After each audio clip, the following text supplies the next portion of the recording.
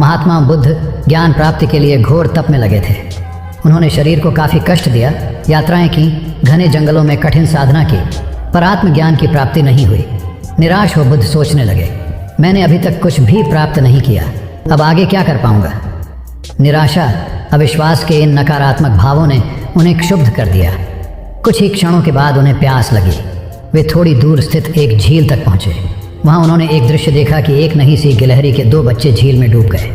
पहले तो वह गिलहरी जड़वत बैठी रही, फिर कुछ देर बाद उठकर झील के पास गई, अपना सारा शरीर झील के पानी में भिगोया और फिर बाहर आकर पानी झाड़ने लगी। ऐसा वह बार बार करने लगी। बुद्ध सोचने लगे कि इस गिलहरी का प्रयास कितना मूर्खतापूर्ण है। क्या कभी यह इस झील को सुखा सकेगी? किंतु गिलहरी का यह क्रम लगातार जारी था। बुद्ध को लगा मानो गिलहरी कह रही हो कि यह झील कभी खाली होगी या नहीं, ये मैं नहीं जानती, किंतु मैं अपना प्रयास नहीं छोड़ूंगी। अतः उस छोटी सी गिलहरी ने भगवान बुद्ध को अपने लक्ष्य मार्ग से विचलित होने से बचा लिया। वे सोचने लगे कि जब यह नन्ही गिलहरी अपने लघु सामर्थ्य से झील को सुखा देने के लिए दृढ़ संकल्पित है तो मुझ में क्या कमी है, मैं तो इससे 1000 गुना अधिक क्षमता रखता हूँ। यह सोचकर गौतम बुद्ध पुनः अपनी साधना में लग गए और एक दिन बोधि वृक्ष तले उन्हें ज्ञान का आलोक प्राप्त हुआ। ये कथा असफलता के बावजूद प्रयासों की निरंतरता पर बल देती है। यदि हम पूर्ण होने पर बुद्ध ने उसकी तरफ देखा और उसे बहुत स्नेह से दुलारा। उनका निश्चल प्रेम देखकर सर्प का विष अमृत बन गया और यक्ष ने श्रद्धापूर्वक बुद्ध को नमन किया। कहानी का सार यह है कि मन की कलुषता पर एकाग्रता, स्नेह और संभव से ही विजय प्राप्त की जा सकती है। बौद्ध भिक्षु बोधि धर्म भ्रमण करते हुए एक गांव में पहुंचे। लोग उनका बहुत आदर करते थे। बोधि धर्म व उनके शिष्यों का ग्रामीणों ने हार्दिक सत्कार किया और फिर उनके पवित्र वचनों को सुनने के लिए उनके आसपास एकत्रित हो गए। बोधि धर्म लोगों को धर्म और आचरण विषयक अच्छी बातें सरल भाषा में समझाने लगे। तभी वहां एक व्यक्ति आया और बोधि धर्म को अपशब्द कहने लगा। उपस्थित जनसमूह ने उसे रोकने का बहुत प्रयास किया, किंतु वह नहीं माना तथा अनवरत बोधि धर्म को इस आचरण पर कदापि क्रोधित नहीं हुए और लोगों से बोले कि यह भविष्य में मेरा सबसे बड़ा भक्त बनने वाला है। लोगों ने पूछा कि कैसे? बोधि धर्म ने उत्तर दिया, कोई कुम्हार के यहाँ घड़ा लेने जाता है तो घड़े को बजाकर देखा जाता है कि वह फूटा हुआ तो नहीं है। जब 1-2 रुपए के घड़े को कोई इतनी परख कर सकता है तो भला जिसे गुरु मानना है उसे 10-20 गालियां दिए बगैर कैसे पहचानेगा? पहले वह परीक्षा लेगा कि गुरु में धैर्य, आक्रोश व समता भाव कितना है। यह जानने के बाद ही तो वह गुरु को स्वीकारेगा। इसलिए यह व्यक्ति मुझे निरर्थक ही अपशब्द नहीं कह रहा है और आगे चलकर वास्तव में वह व्यक्ति बोधि धर्म का सबसे बड़ा भक्त बना। किसी को शिक्षा देने से पूर्व स्वयं का आचरण भी तदनुरूप होना चाहिए, तभी गुरु का महान पद मिलता है। वस्तुतः गुरु की गुरुता तभी स्वीकारी जाती है जबकि उसमें सदाचरण के सभी लक्षण मौजूद हों। महात्मा गौतम बुद्ध के श्रावस्ती में प्रवचन चल रहे थे। प्रवचन में नित्य ही बड़ी संख्या में लोग आते और विविध महत्वपूर्ण व गंभीर विषयों पर बुद्ध से ज्ञान ग्रहण करते। बुद्ध का शिष्य वर्ग भी काफ़ी विशाल था, जो प्रवचन स्थल की व्यवस्था संभालता और बुद्ध की सेवा में सदैव तत्पर रहता। एक बार रात के समय महात्मा बुद्ध प्रवचन दे रहे थे। सदैव की भांति काफ़ी लोग उनके प्रवचन सुन रहे थे। एक व्यक्ति जो बुद्ध के ठीक सामने बैठा था बार बार नींद के झोंके ले रहा था। बुद्ध थोड़ी देर तक तो प्रवचन देते रहे, फिर उससे बोले, वत्स सो रहे हो? उस व्यक्ति ने हड़बड़ाकर कहा, नहीं महात्मा। बुद्ध ने पुनः प्रवचन प्रारंभ किए। वह व्यक्ति फिर ऊँघने लगा। महात्मा ने फिर वही प्रश्न दोहराया और उसने फिर अचकचाकर नहीं महात्मा कहा। ऐसा लगभग 8-10 बार हो गया। कुछ देर बाद बुद्ध ने उससे पूछा, वत्स जीवित हो? हर बार की तरह इस बार भी उसने कहा, नहीं महात्मा। यह सुनकर उपस्थित श्रोताओं में हंसी की लहर दौड़ गई और वह व्यक्ति पूर्णतः चैतन्य हो गया। तब बुद्ध गंभीर होकर बोले, वत्स, निद्रा में तुम्हारे मुख से सही उत्तर मिल ही गया। जो निद्रा में है वह मृतक समान ही है। महात्मा बुद्ध का संकेत था कि गुरु से ज्ञान ग्रहण करते वक्त सजगता अत्यंत आवश्यक है।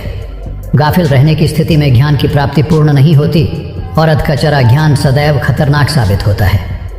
कथा सिद्धार्थ के जीवन के उस दौर की है जब वे बुद्धत्व को प्राप्त नहीं हुए थे और निरंजना नदी के तटीय वनों में वृक्ष के नीचे ध्यान करते थे। सिद्धार्थ प्रतिदिन ध्यान करने के बाद पास के किसी गांव में चले जाते और भिक्षा मांगकर लौट आते। कुछ दिनों के बाद उन्होंने भिक्षाटन पर जाना बंद कर दिया, क्योंकि एक गांव के प्रधान की छोटी बेटी सुजाता उनके लिए नित्य भोजन लाने लगी। सिद्धार्थ को वह बड़े स्नेह से भोजन कराती थी। कुछ दिनों बाद उसी गांव का एक चरवाहा भी सिद्धार्थ से प्रभावित होकर उनके पास आने लगा।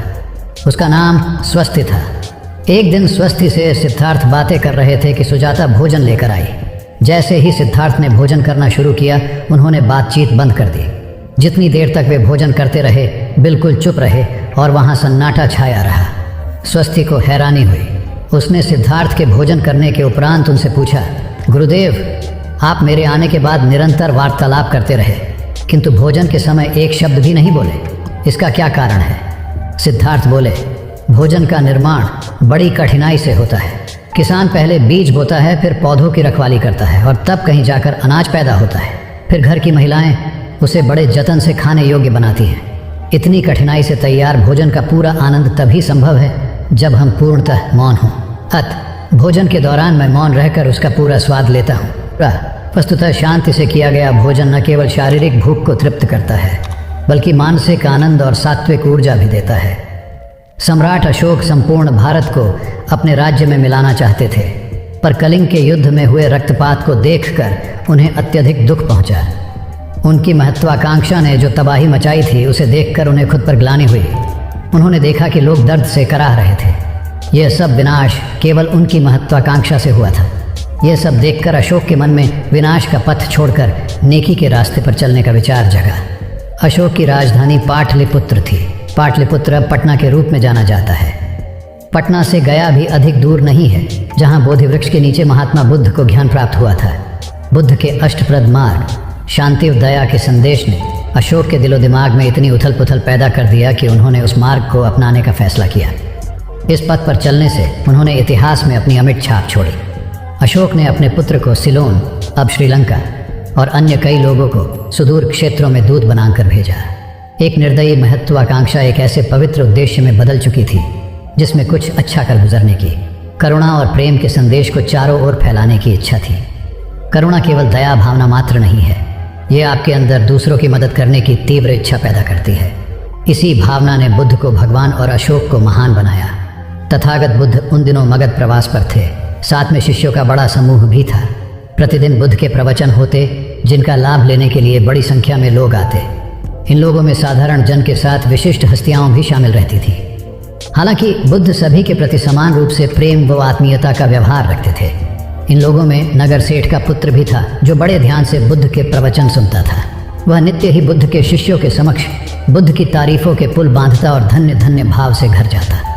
एक दिन प्रवचन समाप्त होने के बाद उसने किसी शिष्य से कहकर बुद्ध से मिलने की हार्दिक इच्छा प्रकट की। जब उसे बुद्ध के सामने ले जाया गया तो उसने उन्हें साष्टांग प्रणाम कर कहा, भगवान, आप जैसा तपस्वी और ज्ञानी व्यक्ति पहले न कभी हुआ था और न भविष्य में होगा। यह सुनते ही बुद्ध ने उसकी बात बीच में ही रोककर कहा, वत्स, क्या तुमने इतना अध्ययन कर लिया है कि अब तक कितने संत महापुरुष हुए हैं, और क्या भविष्य भी जान चुके हो कि आगे और कोई नहीं होगा? युवक लज्जित भाव से चुप खड़ा रहा, क्योंकि इस बात का उसके पास कोई जवाब नहीं था। बुद्ध ने अपनी बात समाप्त करते हुए उसे सीख दी, सदैव अपनी आंखें खुली रखो। जो जैसा है उसे वैसा ही महत्व दो। किसी से उसकी तुलना मत करो। कथा का सार यह है कि किसी भी क्षेत्र के अधिकारी विद्वान की स्वतंत्र रूप से प्रशंसा करना उचित है, किंतु सर्वश्रेष्ठ बताना अनुचित, क्योंकि श्रेष्ठता को व्यक्ति, समय व स्थान की सीमाओं में नहीं बांधा जा सकता। आनंद भगवान बुद्ध के प्रमुख व प्रिय शिष्य थे। उनके स्वभाव में उदारता, स्नेह व सहिष्णुता जैसे गुण शामिल थे। वे सभी के प्रति समान व्यवहार करते थे। उनकी दृष्टि में कोई छोटा या बड़ा नहीं था। एक बार आनंद कहीं जा रहे थे। रास्ते में उन्हें बड़े जोर की प्यास लगी। आसपास देखा तो निकट ही कुआं दिखाई दिया। वे वहां पहुंचे। कुएं से एक लड़की पानी भर रही थी। आनंद ने उसके पास जाकर कहा, बहन, मैं बड़ी दूर से आ रहा हूँ, मुझे बहुत जोर से प्यास लगी है, कृपा कर पानी पिला दो। उनकी बात सुनते ही लड़की कांप उठी, क्योंकि वह अछूत जाति की थी। वह जानती थी कि किसी ऊंची जाति के व्यक्ति को पानी पिलाना उसके अधिकार क्षेत्र से बाहर है। वह निगाह नीची कर चुपचाप खड़ी रही। आनंद ने प्यास से व्याकुल होकर फिर कहा, बहन, तुमने सुना नहीं, प्यास के मारे मेरे प्राण निकले जा रहे हैं, मुझे पानी पिला दो। लड़की भयवश कुछ नहीं बोल पाई। जब आनंद ने बड़े स्नेह से उससे पानी न पिलाने का कारण पूछा तो वह बोली, मैं निम्न जाति की कन्या हूँ, आपको पानी कैसे पिला सकती हूँ? उसकी बात सुनकर आनंद ने कहा, बहन, मैंने तुमसे पानी मांगा है, जाति तो नहीं पूछी। आनंद की उदारता ने उस कन्या का भय दूर कर दिया और उन्हें पानी पिलाकर वह धन्य हो गई। कथा का सार यह है कि ईश्वर की दृष्टि सम होने के कारण उसने सभी मनुष्यों को समान शरीर, बुद्धि और भावना से नवाजा है। अपने सृष्टिकर्ता के विरुद्ध जाकर मानव मानव में भेद करना सर्वथा अनुचित है। एक बार भगवान बुद्ध अपने शिष्यों के साथ पाटलिपुत्र पहुंचे। सभी लोग एक विहार में रुके। भोजन के बाद बुद्ध ने आनंद से अगले दिन से प्रवचन आरंभ करने को कहा। अगले दिन बुद्ध का प्रवचन सुनने बड़ी संख्या में लोग उपस्थित थे। बुद्ध प्रवचन देने के बाद लोगों से मिलते, उनकी समस्याएं सुनते और नेक सलाह देते। एक दिन प्रवचन के समय बुद्ध के शिष्य आनंद ने उनसे पूछा, भंते, आपके सामने हजारों लोग बैठे हैं, बताइए कि इनमें सबसे सुखी कौन है? बुद्ध ने एक विहंगम दृष्टि भीड़ पर डालते हुए कहा, वह देखो, सबसे पीछे एक दुबला पतला फटे वस्त्र पहने जो आदमी बैठा है, वह सर्वाधिक सुखी है। आनंद सहमत नहीं हुआ। वह बोला, यह कैसे संभव है? वह तो बहुत दयनीय जान पड़ता है। बुद्ध ने अपनी बात सिद्ध करने के लिए बारी बारी से सामने बैठे लोगों से पूछा, तुम्हें क्या चाहिए? किसी ने संतान मांगी तो किसी ने मकान, कोई रोग मुक्ति चाहता था तो कोई अपने शत्रु पर विजय। ऐसा एक भी व्यक्ति नहीं था जिसे कोई इच्छा ना हो। अंत में बुद्ध ने उस फटेहाल आदमी को बुलाकर पूछा, तुम्हें क्या चाहिए? उसने हाथ जोड़कर जवाब दिया, कुछ नहीं। यदि ईश्वर को मुझे कुछ देना ही है तो बस इतना कर दें कि मेरे अंदर कभी कोई चाह पैदा ना हो। मैं ऐसे ही स्वयं को सबसे बड़ा सुखी मानता हूँ। उसकी बात सुनकर आनंद से बुद्ध ने कहा, आनंद, जहाँ चाह है वहाँ सुख नहीं हो सकता। आनंद ने बुद्ध की इस शिक्षा को सदा के लिए गांठ बांध लिया। सार यह है कि लालसा से लोभ बढ़ता है जो असंतोष का जनक होता है। यदि सही अर्थों में सुख पाना है तो किसी लालसा की बजाय उपलब्ध स्थितियों में संतुष्ट रहना चाहिए। गौतम बुद्ध ने बहुत से अज्ञानी लोगों को सम्यक दृष्टि प्रदान की थी। तब को बात है, कौसाम्बी में एक ब्रह्मचारी रहता था। उसे अभिमान था कि उस जैसा कोई विद्वान नहीं है, इसलिए अपने साथ सदैव जलती मशाल रखता था। गौतम बुद्ध ने देखा तो उसे पूछा, अरे ये मशाल लिए क्यों घूमते हो? ब्रह्मचारी ने उत्तर दिया, सभी प्राणी अंधकार और अज्ञान में पथभ्रष्ट हैं, उन्हें रास्ता दिखाने के लिए मशाल लिए घूमता हूँ। तथागत ने पूछा, क्या तुम्हें 4 प्रकार की विद्याओं, शब्द विद्या, नक्षत्र विद्या, राज विद्या व युद्ध विद्या का पूर्ण ज्ञान है? ब्रह्मचारी ने अपनी अनभिज्ञता प्रकट करते हुए मशाल फेंक कर तथागत के चरणों में मस्तक झुका दिया। उसका ज्ञान गर्वचूर हो गया। जो दूसरों को मूर्ख समझकर उनसे घृणा करता है वह उस व्यक्ति की तरह है जो स्वयं अंधा होकर दूसरों को मशाल दिखाता घूमता है। अहंकारी कभी विवेकवान नहीं हो सकता और बिना विवेक के सत असत का ज्ञान नहीं हो सकता। अंततः ऐसे विवेकांत व्यक्ति को जीवन में कोई उपलब्धि प्राप्त नहीं होती, हताशा ही हाथ लगती है। काशाय वस्त्र पहन लिए। उसने सुना, आप एकाहारी हो गए हैं, वह भी एकाहारी हो गई। आपने उत्तम पलंग पर सोना त्याग दिया है तो इसने भी त्याग दिया। आपने माला का त्याग किया, गंध का त्याग किया तो इसने भी वह सब त्याग दिया। मायके वाले इसे संदेश भेजते हैं, वे इसे ले जाना चाहते हैं, लेकिन यह यहीं रहती है, इसी कक्ष में। यह गुण की मूर्ति है। राजा स्नेह से अपनी बहू को देखते रहे। अचानक तथागत उठे, उस कक्ष से बाहर चले गए। शाक्य मुनि ने शिष्यों को शांत रहने को कहा था, लेकिन वे स्वयं उस कक्ष से बाहर चले गए। मैं हमेशा सोचता हूँ उस पल क्या हुआ होगा, उनके मन के भीतर कैसे कैसे विचार उठते होंगे। क्या संबोधि एक लघु क्षण होता है या दीर्घ क्षण? क्या संबोधि एक अनंत अभ्यास है? क्या संयम उसका गरुड़यान है? धम्मपद का 13वां श्लोक बार बार याद आता है, यथा गारम दुछेन बुट्टी समति विभजति एवं अभावितम चित्तम राघो समति विभजति। घर की छत मजबूत ना हो, सही तरह से उसे घास फूस से ढका ना गया हो, तो बरसात के दिनों में उसमें से पानी रिसता है, घर भर में फैल जाता है। उसी तरह ध्यान और एकाग्रता हमारे व्यक्तित्व की छत है। एक दिन एक व्यक्ति बुद्ध के पास पहुंचा। वह बहुत अधिक तनाव में था। अनेक प्रश्न उसके दिमाग में घूम घूम कर उसे परेशान कर रहे थे, जैसे आत्मा क्या है, आदमी मृत्यु के बाद कहाँ जाता है, सृष्टि का निर्माता कौन है, स्वर्ग नरक की अवधारणा कहाँ तक सच है और ईश्वर है या नहीं। उसे इन प्रश्नों के उत्तर नहीं मिल रहे थे। जब वह बुद्ध के पास पहुंचा तो उसने देखा कि बुद्ध को कई लोग घेर कर बैठे हैं। बुद्ध उन सभी के प्रश्नों व जिज्ञासाओं का समाधान अत्यंत सहज भाव से कर रहे हैं। काफ़ी देर तक यह क्रम चलता रहा, किंतु बुद्ध धैर्यपूर्वक हर एक को संतुष्ट करते रहे। बेचारा व्यक्ति वहाँ का हाल देखकर परेशान हो गया। उसने सोचा कि इन्हें दुनियादारी के मामलों में पड़ने से क्या लाभ, अपना भगवत भजन करें और बुनियादी समस्याओं से ग्रस्त इन लोगों को भगाए। किंतु बुद्ध का व्यवहार देखकर तो ऐसा लग रहा था मानो इन लोगों का दुख उनका अपना दुख है। आखिर उस व्यक्ति ने पूछ ही लिया, महाराज आपको इन सांसारिक बातों से क्या लेना देना? बुद्ध बोले, मैं ज्ञानी नहीं हूँ और इंसान हूँ। वैसे भी वह ज्ञान किस काम का जो इतना घमंडी और आत्म केंद्रित हो कि अपने अतिरिक्त दूसरे की चिंता ही न कर सके। ऐसा ज्ञान तो अज्ञान से भी बुरा है। बुद्ध की बातें सुनकर व्यक्ति को उलझन दूर हो गई। उस दिन से उसकी सोच व आचरण दोनों बदल गए। कथा का सार यह है कि ज्ञान तभी सार्थक होता है जब वह लोक कल्याण में संलग्न हो। महात्मा बुद्ध ने युवक को सत्संग का महत्व समझाया। महात्मा बुद्ध एक गांव में ठहरे हुए थे। वे प्रतिदिन शाम को वहां पर सत्संग करते थे। भक्तों की भीड़ होती थी क्योंकि उनके प्रवचनों से जीवन को सही दिशा बोध प्राप्त होता था। बुद्ध की वाणी में गजब का जादू था। तब बुद्ध ने उसे समझाया, यदि इसी तरह उसे पानी में निरंतर डालते रहोगे तो कुछ ही दिनों में ये छेद फूल कर बंद हो जाएंगे और टोकरी में पानी भर पाओगे। इसी प्रकार जो निरंतर सत्संग करते हैं उनका मन एक दिन अवश्य निर्मल हो जाता है। अब गुणों के छिद्र भरने लगते हैं और गुणों का जल भरने लगता है। युवक ने बुद्ध से अपनी समस्या का समाधान पा लिया। निरंतर सत्संग से दुर्जन भी सज्जन हो जाते हैं क्योंकि महापुरुषों की पवित्र वाणी उनके मानसिक विकारों को दूर कर उनमें सद्विचारों का आलोक प्रसारित कर देती है। एक आदमी को बुद्ध ने सुझाव दिया कि दूर से पानी लाते हो, क्यों नहीं अपने घर के पास एक कुआं खोद लेते?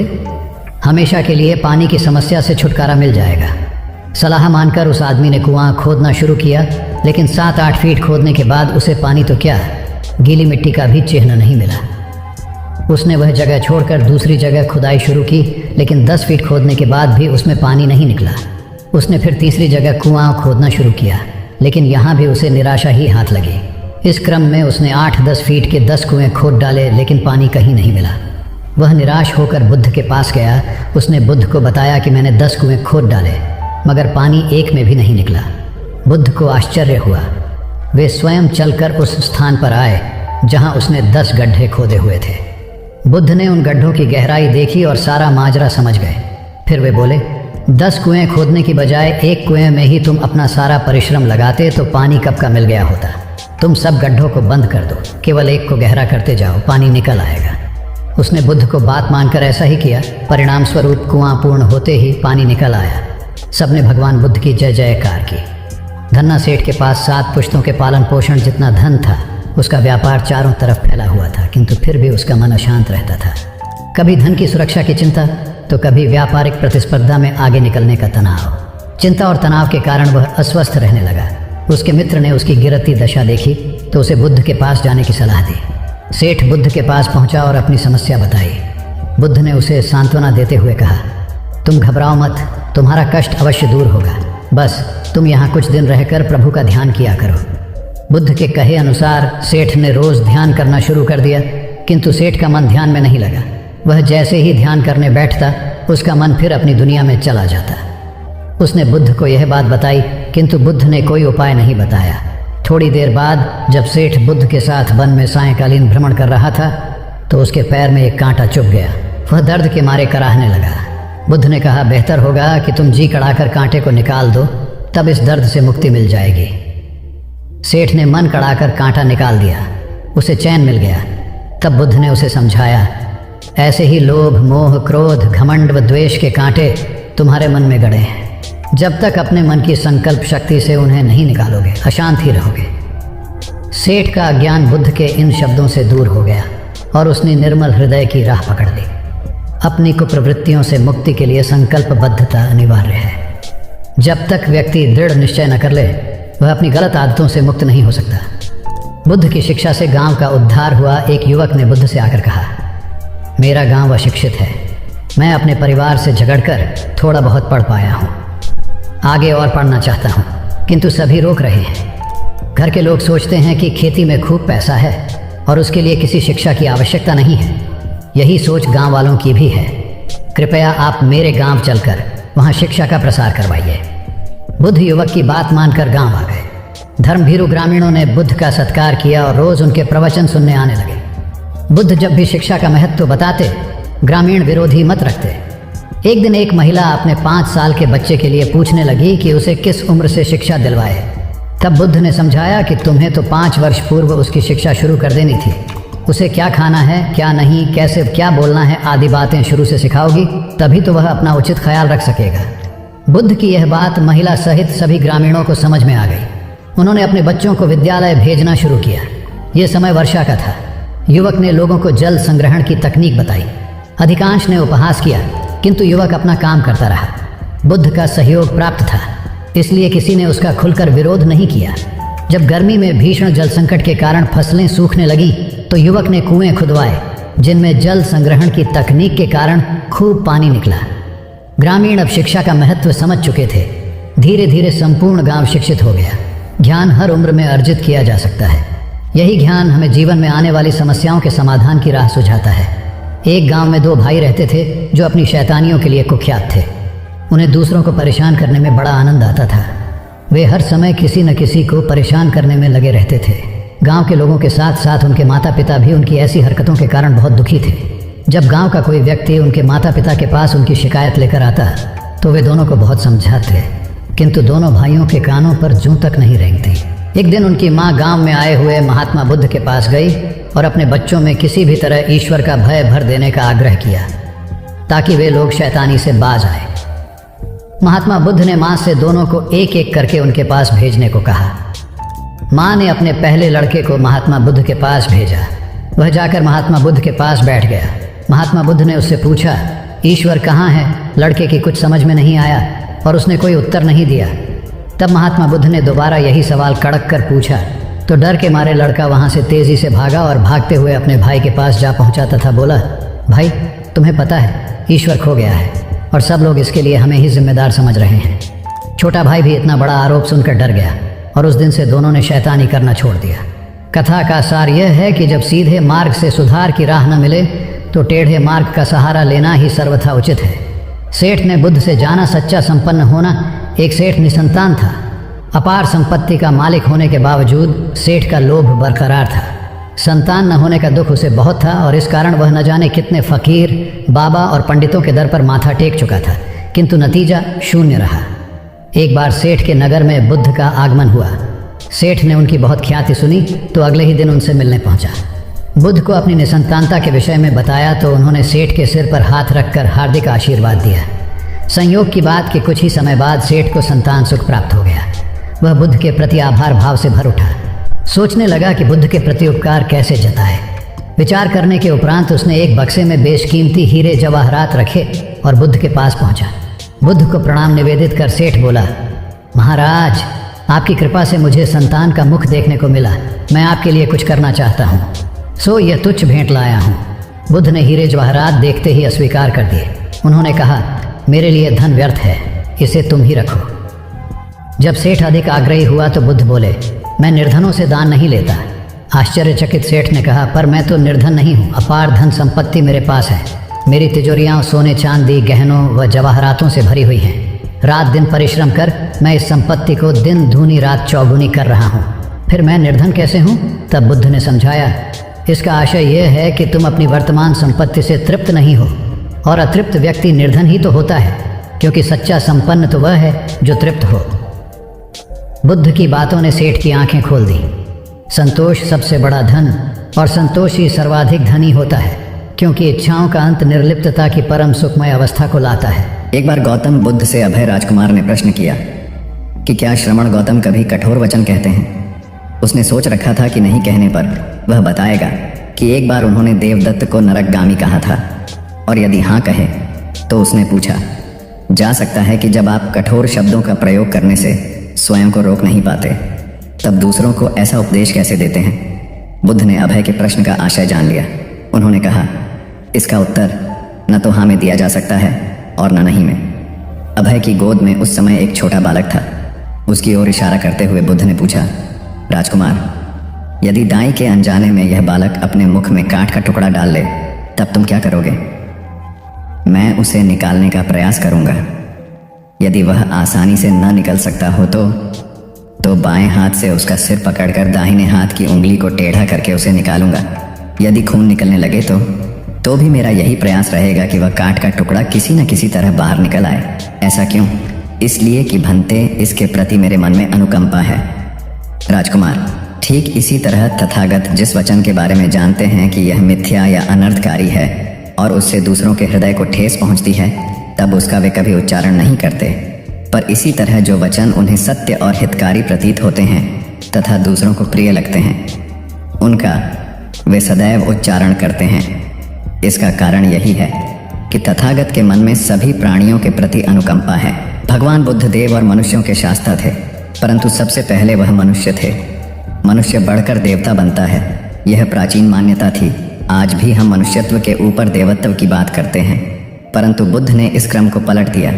उन्होंने कहा, यह जो मनुष्यता है वही देवताओं का सुगति प्राप्त करना कहलाती है। देवता जब सुगति प्राप्त करता है तब वह मनुष्य बनता है। देवताओं में विलास है, राग, द्वेष, ईर्ष्या और मोह भी वहाँ है। निर्वाण की साधना वहाँ नहीं हो सकती। इसके लिए देवताओं को मनुष्य बनना पड़ता है। मनुष्यों में ही देव पुरुष का आविर्भाव होता है, जिनको देवता नमस्कार करते हैं। मानवता धर्म का उपदेश देने वाले बुद्ध स्वयं मानवता के जीते जागते रूप थे। यहाँ उनके जीवन से संबंधित खुद प्रसंग दिए जाते हैं, जिनसे उनके व्यक्तित्व में बैठी हुई गहरी मानवता का दर्शन होता है। भगवान का परिनिर्वाण होने वाला है। रात का पिछला पहर है। भिक्षु उनकी शैया को घेरे बैठे हैं। बुद्ध उन्हें उपदेश दे रहे हैं। कह रहे हैं, भिक्षुओं, बुद्ध धर्म और संघ के विषय में कुछ शंका हो तो पूछ लो। पीछे मलाल मत करना कि भगवान हमारे सामने थे पर हम उनसे कुछ पूछ न सके। कोई शिष्य नहीं बोलता। भगवान 3 बार कहते हैं, पर कोई भिक्षु कुछ पूछने को नहीं उठता। भगवान को शंका होती है कि कहीं वे उनके गौरव का विचार करके पूछने में संकोच तो नहीं कर रहे। इसलिए वह कहते हैं, शायद भिक्षुओं, तुम मेरे गौरव के कारण नहीं पूछ रहे। जैसे मित्र मित्र से पूछता है, वैसे तुम मुझसे पूछो। बुद्ध अपने शिष्यों की समान भूमिका पर आ जाते हैं। उनकी यह विनम्रता मनुष्य धर्म की आदर भूमि है। बुद्ध ने अपने को भिक्षुओं का कल्याण मित्र कहा है, जो उनकी मानवीय सहृदयता और विनम्रता को सूचित करता है। एक दूसरा दृश्य भी उसी समय का है। चंद करमार पुत्र के यहाँ बुद्ध ने अंतिम भोजन किया था। उसके बाद ही उन्हें खून गिरने की कड़ी बीमारी हो गई थी, जो उनके शरीरांत का कारण बनी। बुद्ध को उसके हृदय का बड़ा ध्यान था। भक्त उपासक को यह अफसोस हो सकता था कि उसका भोजन करके ही भगवान का शरीर छूट गया। इसलिए आखिरी सांस लेने से पहले उन्होंने आनंद को आदेश दिया, आनंद, चंद करमार पुत्र की इस चिंता को दूर करना और कहना, आयुष्मान तूने बद्धा लाभ कमाया कि मेरे भोजन को करके तथागत परिनिर्वाण को प्राप्त हुए। जिसके हृदय में अगाध करुणा थी वह ऐसा क्यों न कहता। उसने अपने पति के द्वारा बुद्ध के चरणों में प्रणाम अर्पित करवाया। भगवान ने उसे आशीर्वाद देते हुए कहा, कोल्य पुत्री सुप्रवास, सुखी हो जाए, चंगी हो जाए। सुखी और चंगी होकर बिना किसी कष्ट के वह पुत्र प्रसव करे। ब्राह्मणों के साथ भी उनकी पूरी सहानुभूति थी, जैसे कि विश्व के सभी प्राणियों के साथ उनकी पूरी सहानुभूति थी। बावरी नामक ब्राह्मण के एक शिष्य ने जब अपने गुरु की ओर से भगवान के चरणों में प्रणाम निवेदन किया तो भगवान ने आशीर्वाद देते हुए कहा, शिष्यों सहित बावरी ब्राह्मण सुखी हो। माणवक, तुम भी सुखी हो, चिरजीवी हो। बुद्ध के पास छोटा बड़ा जो भी जाता था वह उससे कहते थे, आओ, तुम्हारा स्वागत है। भगवान अपनी अंतिम यात्रा में पावा और कुशीनारा के बीच जा रहे थे। रास्ते में उन्हें पुक्कुस मल्लपुत्र नामक व्यापारी मिला। उसने उन्हें एक दुशाला भेंट किया, परंतु भगवान उसे अकेले कैसे आड़ते। वह अपने शिष्य आनंद को सम्मानित करना चाहते थे।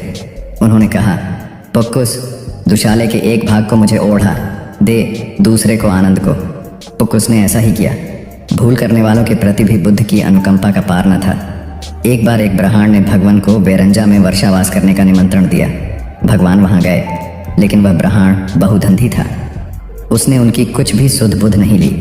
बुद्ध को बड़ा कष्ट हुआ। उन्हें 3 महीने तक कुटा हुआ जौ रोज खाना पड़ रहा, क्योंकि उस समय वेरंजा में अकाल पड़ रहा था और वह भी उनको और उनके शिष्यों को घोड़ों के व्यापारियों से मिलता था। इतना होने पर भी वर्षावास की समाप्ति पर भगवान बुद्ध अन्यत्र जाने से पूर्व वेरंजा जाकर ब्राह्मण को आशीर्वाद देना नहीं भूले। भगवान बुद्ध के जीवन में ऐसी अनंत घटनाएं मिलती हैं। उनमें हमें उनकी मानवता के दर्शन होते हैं। उनके जीवन में कोमलता की पराकाष्ठा थी और उनकी वाणी में अपूर्व माधुर्य था, जो सबको अपनी ओर खींचता था। उनके मुंह से क्रोध भरा शब्द कभी नहीं निकलता था। वह मनुष्य थे, परंतु मनुष्य की दुर्बलताओं से ऊपर उठ चुके थे। उनके व्यक्तित्व में मानवता की शुभ ज्योत्सना धर्म की स्थिति बनकर एक राजा ने अपने पुरुषार्थ से राज्य को समृद्ध बना दिया था। राज्य में रण बड़ी सुखी थी, क्योंकि वह प्रत्येक वर्ग के हितों को ध्यान में रखकर काम करता था। जब राजा वृद्ध हुआ तो उसे योग्य उत्तराधिकारी को चिंता सताने लगी, क्योंकि उसे लगता कि योग्य उत्तराधिकारी के बिना सुव्यवस्था अव्यवस्था में बदल जाएगी और प्रजा की परेशानी बढ़ जाएगी। हालांकि राजा का एक बेटा था, किंतु वह अत्यधिक आलसी और कर्महीन था। वह स्वयं को मालिक समझता और शेष सभी को अपना गुलाम। यह अहंकार उसके आचरण में सदैव झलकता था। राजा उसे सुधारने के उद्देश्य से बुद्ध के आश्रम में छोड़ आया। बुद्ध ने अगले ही दिन राजकुमार को आदेश दिया, वत्स,